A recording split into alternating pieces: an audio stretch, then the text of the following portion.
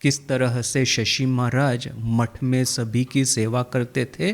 ठाकुर की सेवा तो करते ही थे, किंतु सभी गुरु भाइयों का भी किस तरह से ख्याल रखते थे। पीछे में एक बागान था, वहाँ पे सब्जियाँ वगैरह उगती थी। तो जब मठ में कुछ खाने के लिए नहीं रहेगा तो शशि महाराज वहाँ गार्डन में जाकर के वो सब्जी वगैरह काट के ले आएंगे। वहाँ पे एक उड़िया माली भी रहता था, वो चिल्लाता भी था कि अरे अरे क्या कर रहे हो, सब खा लिया, सब ले लिया, मत लो मत लो, ऐसा बोल के चिल्लाता भी था। तो किंतु फिर भी शशि महाराज उसको नज़रअंदाज करके, उसको इग्नोर करके अपने आनंद में गो भरे बांग्ला तेलुगु है, तो वो अपने आनंद में वो मठ में चले आते थे। तो अभी क्या है कि उस उड़िया माली का वैसे हमारे साथ में अच्छा रिश्ता था मठ के साथ में। जब भी मठ में प्रसाद मिठाई वगैरह कुछ होता था तो उसको भी दिया जाता था। तो वो एक हमने देखा, और फिर देखा कि साथ में ही किस तरह से गंभीरानंद जी शशि महाराज की आरती का वर्णन करते हैं, बड़ा ही सुंदर।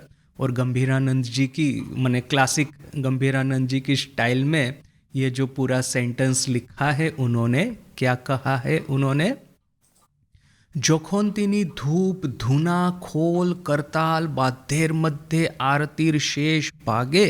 जब शशि महाराज धूप धुना खोल करताल यह सब वाद्य यानी कि यह संगीत के वाद्य उनके साथ में आरती के आखिरी समय में चामर व्यजन करते करते भाव में उन्मत्त होकर के जय गुरुदेव श्री गुरुदेव कहते कहते भीषण हुंकार दीते दीते ताले ताले उद्दाम नृत्य करते करते एक ओर से दूसरी ओर नाचते नाचते फिरते नृत्य करते करते फिरते, तब जो आरती देख रहे थे उनके मध्य में, उनके हृदय में ये एक अपूर्व भक्ति भाव का आवेश होता। किस तरह के एक अपूर्व भक्ति भाव का आवेश होता वो हम बातों में, कथा में, शब्दों में व्यक्त नहीं कर सकते हैं।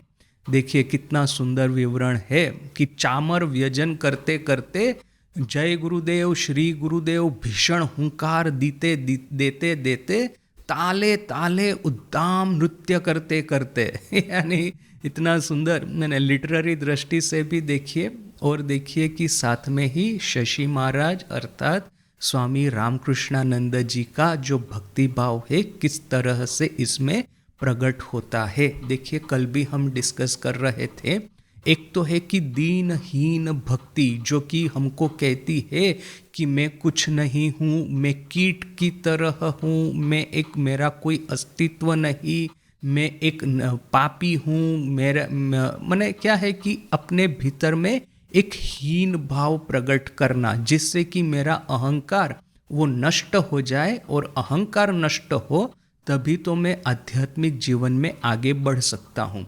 तो ये अहंकार नष्ट करने की, ये अपना ईगो है उसको खत्म करने की यह जो प्रक्रिया है, उसमें हमने जैसे ही अपने को दीनहीन, मैं कुछ नहीं, मैं पापी, मैं नगण्य, मैं ईश्वर का एक भक्त, ऐसा भक्त जो कि कुछ नहीं है, यह जो भाव परंपरा हमने प्रकट करना शुरू किया, उसी समय से देखिए कि भारत में जैसे कि एक तरह का कापुरुषत्व, स्वामी जी की लैंग्वेज में कहे तो एक तरह का कावर्डाइज कहो न कि इम्पोर्टेंस भारत में आकर के बैठ गया। और इसका परिणाम ये आया आध्यात्मिक जीवन में कितना हमारा प्रगति हुआ, आध्यात्मिक जीवन में हम कितना आगे बढ़े वो तो पता नहीं, किंतु यह जो जागतिक जगत है, यह जो मटेरियल वर्ल्ड है, उसमें तो हम हार ही गए।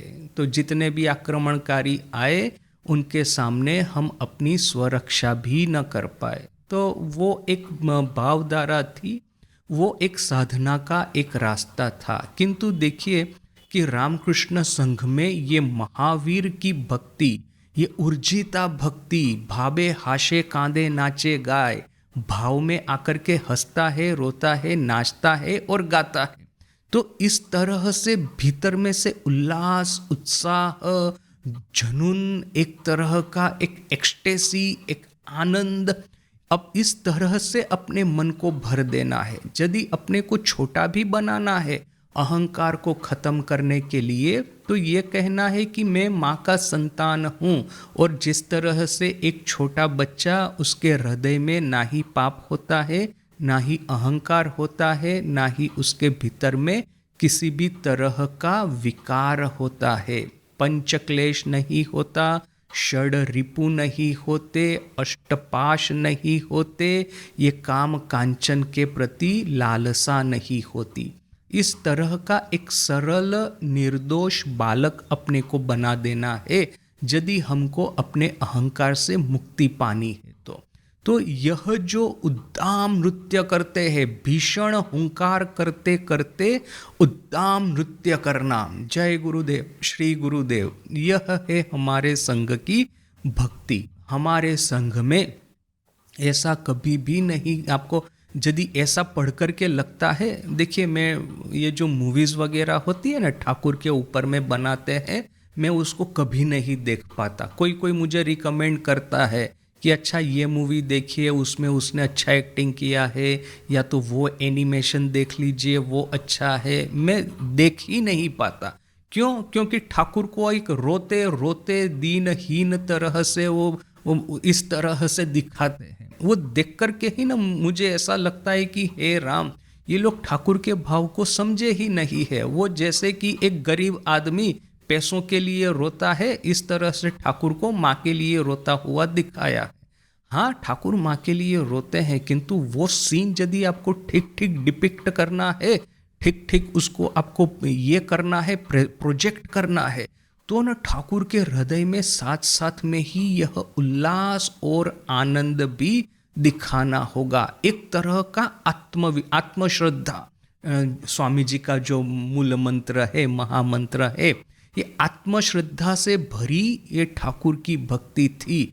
हाँ, अब पहला जो दर्शन था ठाकुर ने माँ का प्राप्त किया था, ऐसे ही प्रार्थना करके रोके ही प्राप्त किया था। किंतु देखिए कि ठाकुर में इतनी तो आत्मश्रद्धा थी, इतना तो उनमें यह एक भीतर चरित्र की इतनी शक्ति तो थी कि यदि माँ का दर्शन नहीं होता है तो जीवन का अंत ला देंगे। यह जो आत्मश्रद्धा कि या तो माँ का दर्शन प्राप्त हो या तो फिर मैं अपने जीवन का अंत ला दूं, यह जो एक्सट्रीम भाव है, यह दीनहीन भक्ति से कभी नहीं आएगा। वो दीनहीन व्यक्ति हमेशा डरपोक रहेगा, हमेशा एक तरह का कावर्डाइज उसके सर के ऊपर में सवार रहेगा। वो भगवान के लिए यदि रोता भी है तो किंतु ये भगवान प्राप्त करने के लिए, ईश्वर साक्षात्कार करने के लिए जो अंतिम स्टेप है, अपने खुद की आहुति दे देना, वह स्टेप वो साधक नहीं ले पाएगा। देखिए इंटरेस्टिंगली ये पौहारी बाबा, स्वामी जी पौहारी बाबा का दर्शन करने के लिए जाते हैं और फिर आशा रखते हैं कि वो उनसे कुछ योग वगैरह सीखेंगे। स्वामी जी के लेटर्स की सीरीज जिसने पढ़ी होगी उनको पता होगा कि कुछ समय के बाद में स्वामी जी थोड़े से डिसअपॉइंट हो जाते हैं। कहते हैं, अपने लेटर में लिखते हैं कि सब समय पौहारी बाबा ऐसा कहते रहते हैं कि इस दास को क्या पता, इस दीन को क्या पता, मुझे क्या आता है, ऐसा करके सब समय दीनता प्रकाशित करते रहते हैं। तो शुरू में तो हमको अच्छा लगता है कि चलो साधक तो दीन ही होना चाहिए, किंतु कुछ समय के बाद में दो रीज़न है। पहला तो फेमस रीज़न है कि क्यों स्वामी जी पौहारी बाबा को छोड़ करके चले गए। वो फेमस रीज़न कि ठाकुर का दर्शन हुआ था, स्वामी जी लेटे हुए थे, ठाकुर उनके सामने आके खड़े रहते हैं। तो फिर स्वामी जी भी सोचते हैं कि अरे ठाकुर का दर्शन हो रहा है, बार बार हो रहा है, इसका अर्थ कि ठाकुर चाहते नहीं कि मैं पौहारी बाबा से योग की दीक्षा लूँ। तो वो तो एक फेमस रीज़न है ही है, किंतु साथ में ही स्वामी जी अपने लेटर में लिखते हैं कि क्यों एक तरह से वो डिसअपॉइंट हो गए, डिसएंचेंटेड हो गए पौहारी बाबा से, क्योंकि इस सब समय दीनता प्रकाशित करते रहना, दीनता प्रकट करते रहना कि मुझे कुछ नहीं आता, इस दास को क्या आता है। तो स्वामी जी बोलते हैं कि यदि उनको नहीं ही आता है, नहीं ही सिखाना चाहते हैं। ऊपर से कभी कभी तो ऐसा लगता था वो स्वामी जी से पूछ रहे हैं कि इसका क्या अर्थ है, उसका क्या अर्थ है। तो यदि मुझसे ही सीखना चाहते हैं तो फिर इनके पास में पड़े रहने से क्या लाभ है। ऐसा एक डिसअपॉइंटमेंट स्वामी जी अपने पत्र में व्यक्त करते हैं। किंतु देखिए आखिर में यही पौहारी बाबा है कि उनका मृत्यु कैसे हुआ। तो हमको पता है कि एक बार उनकी गुफा में से ये धुआं निकलने लगा। लोगों ने जाकर के देखा तो उन्होंने अपनी खुद की ये अग्नि में समाधि दे दी थी। तो देखिए कि भले ही चाहे पौहारी बाबा दीनता प्रकट करते हो, भले ही चाहे स्वामी जी उनसे डिसअपॉइंट हो गए हो, उनमें यह आखिरी स्ट्रेंथ बची थी कि ईश्वर प्राप्ति के लिए या तो फिर जिस तरह की साधना के मुकाम पे वो पहुँचे होंगे वहाँ पे उनको ऐसा लगा होगा कि हाँ अभी आत्म बलिदान देने की आवश्यकता है। तो उन्होंने आत्म बलिदान भी दे दिया। उससे वो थोड़े से भी झिझके नहीं, थोड़े से भी उनको हेसिटेशन नहीं हुआ। तो देखिए कि यह आत्म बलिदान दे देना, यह आध्यात्मिक जीवन की यह जो एक सर्वोच्च साधना के रूप में है, वो कब होगा जबकि मेरे भीतर में वो एक भयानक एक स्ट्रेंथ ऑफ कैरेक्टर होगी। यदि ये स्ट्रेंथ ऑफ कैरेक्टर नहीं होती है, ठाकुर जिसको कहते हैं मन मुख एक करना, जो मन में एक बात रखते हैं मुंह में दूसरी बात कहते हैं, इस तरह के लोगों के भीतर में चरित्र की शक्ति नहीं होती। हिंदी में जो कहावत है मुख में राम बगल में छुरी, अर्थात कि मुंह से तो राम राम का नाम लेता रहेगा किंतु उसने अपनी बगल में एक छुरी छुपा करके रखी है। जैसे ही आपकी पीठ उसकी ओर हुई सीधा उसने पीठ में छुरी मार दी। तो इस तरह के जो चरित्रहीन व्यक्ति है वे लोग चाहे जितना ही मुंह से राम राम बोलते रहे वह आध्यात्मिक जीवन में बहुत ज़्यादा कुछ नहीं कर पाएंगे। जबकि यह मन मुख एक करना, मन में जो है वही मुंह पे बोलना, यदि मन में ऐसा आया आध्यात्मिक इस मंजिल पे पहुँचे हैं कि अभी आत्म बलिदान देने की आवश्यकता है, उस दिन उन्होंने आत्म बलिदान यदि दे दिया तो फिर देखिए कि वह जो साधक है सर्वश्रेष्ठ साधक है। तो ठाकुर जिस तरह से अपना गला काटने को प्रस्तुत हो गए थे, यह पौहारी बाबा ने जिस तरह से वास्तव में चिता में अपनी आहुति दे दी, अग्नि में आहुति दे दी अपने देह की, वैसे ही शशि महाराज की कहानी हमको पता है कि माँ शारदा और स्वामी ब्रह्मानंद राजा महाराज, इनको दक्षिण भारत में लाने के लिए उन्होंने इतना उद्यम किया, इतना उन्होंने परिश्रम किया और उसी समय उनके लंग्स का ये जो रोग है टीबी वो पकड़ में आ गया था। किंतु उन्होंने सोचा कि यदि मैं अभी प्रकाश करता हूँ, अभी मैं सबको बताता हूँ कि हाँ मुझे ये रोग हो गया है, तो राजा महाराज या माँ वहाँ पे आएंगे नहीं। तो फिर क्या होगा कि साउथ इंडिया में इनका पदार्पण हो, ये साउथ इंडिया के भक्तों को उनका आशीर्वाद मिले, यह जो उनकी मंगल कामना थी शशि महाराज की वो पूर्ण होगी नहीं। तो उन्होंने अपने देह का बलिदान देकर के भी, अपने स्वास्थ्य का बलिदान देकर के भी माँ और राजा महाराज का दक्षिण भारत में तीर्थ यात्रा उन्होंने करवाया। और फिर आखिर में जब वो ये जो दोनों वापस चले गए, इसके बाद में जब उनकी बीमारी बढ़ना शुरू हो गया, जब बेलूर यहाँ उद्बोधन, अभी तो हमारा हेडक्वार्टर बेलूर मठ है तो हम लोग कहते हैं बेलूर मठ को पता चला बेलूर मठ ये करेगा, किंतु उस समय उद्बोधन था हेडक्वार्टर, क्योंकि शरत महाराज हमारे जनरल सेक्रेटरी महाराज वहाँ पे बैठते थे। तो जब उद्बोधन को पता चला, उद्बोधन में पता चला शरत महाराज को, तो उन्होंने कहा होगा कि भाई यहाँ पे आ जाओ ट्रीटमेंट के लिए। तो उस समय जब शशि महाराज कलकत्ता वापस आ रहे थे, वहाँ उड़ीसा में कहीं पे कोठार मोस्ट प्रोबेबली वहाँ पे राजा महाराज के साथ में मुलाकात हुई। गाड़ी जब रुकी तो राजा महाराज उनके साथ में बात करने के लिए आए। तो राजा महाराज ने कहा, भाई तुम ये रकम करे निजेर देहोपात करे छो, भाई तुमने इस तरह से अपना देह पात कर दिया, अपने स्वास्थ्य का बलिदान दे दिया। तो उसमें अभी शशि महाराज क्या कहेंगे, जो आध्यात्मिक जीवन में आत्म बलिदान देने की चरित्र की शक्ति जिसमें हो, वही ठीक ठीक भक्ति का अधिकारी है। वरना तो फिर मैं उनका दास हूँ, मैं उनका सेवक हूँ, ऐसा हजार बोलते रहेंगे। और यदि ईश्वर की आज्ञा हो गई कि हाँ इस कार्य के लिए अपना बलिदान देना होगा, आत्म बलिदान, तो फिर उसमें डर गए तो फिर वो भक्ति, वो दासत्व, वो कहाँ पे रह गया आपका। तो यहाँ पे भी यह जो उद्दाम नृत्य करते थे, भीषण हुंकार करते थे, यह जो उन्मत्त होकर के भीषण हुंकार और ताले ताले उद्दाम नृत्य, यह शशि महाराज को शोभा देता है। क्यों?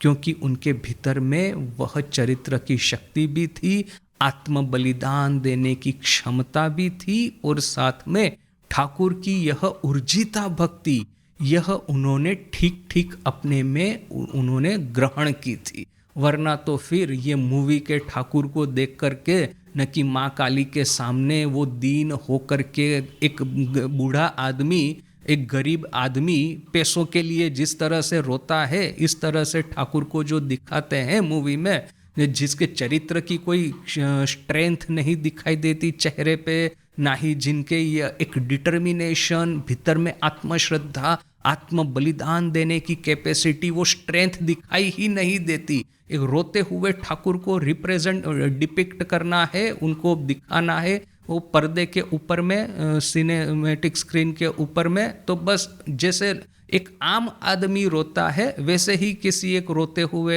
एक्टर को लाके बिठा दिया। तो देखिए इंटरेस्टिंगली गिरीश घोष का बुद्ध चरित बोल करके एक नाटक था, बुद्ध चरित एक से आई थिंक वही नाम था।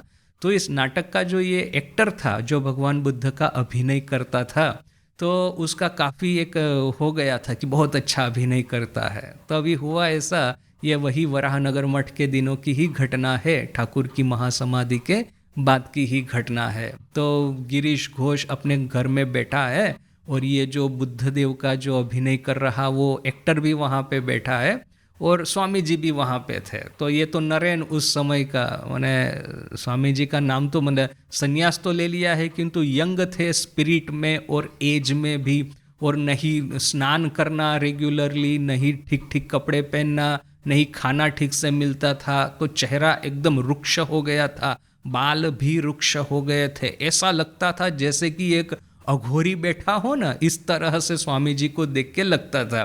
तो वैसे स्वामी जी वहाँ पे बैठे हैं, तो ये बुद्धदेव का अभिनय करने वाला अभिनेता, ये जो अपने अघोरी का स्वांग रचे हुए स्वामी जी, और ये गिरीश घोष। तो एक आदमी आया वहाँ पे, तो उसने देखा अभी कोई गिरीश का ही मित्र न कि ऐसा ही कुछ होगा, तो उसने ये अभिनेता को जैसे देखा तो उसने कहा कि अच्छा ये तुम तो बहुत अच्छा अभिनय करते हो।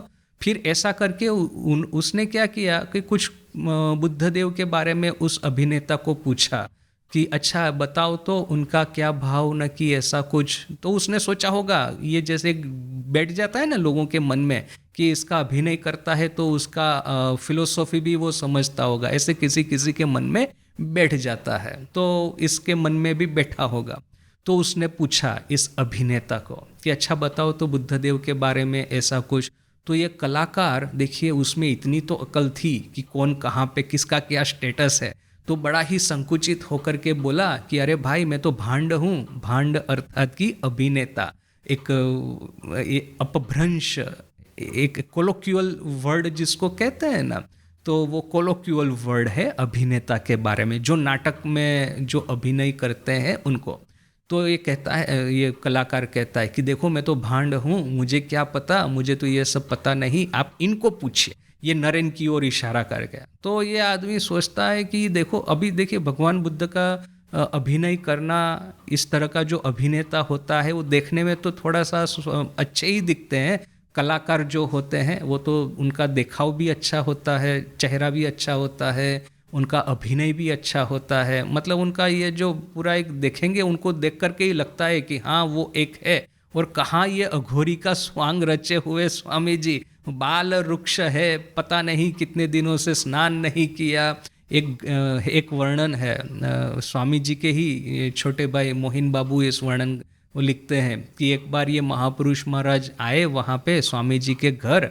उस समय तो क्या था, ये सब लगा रहता था आपस में, इतना मित्रता, ये नेटवर्क इतना स्ट्रांग था।